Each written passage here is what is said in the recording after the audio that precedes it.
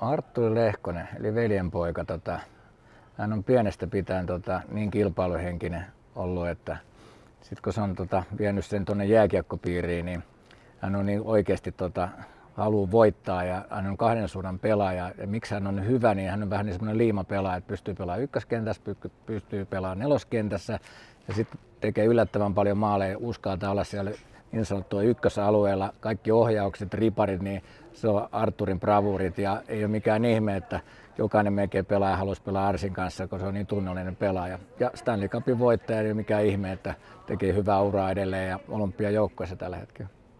Kestääkö Pendolino Milanon pakkasia? Tsekkaa kertoimet Leijonien otteluihin osoitteessa 247bet.com.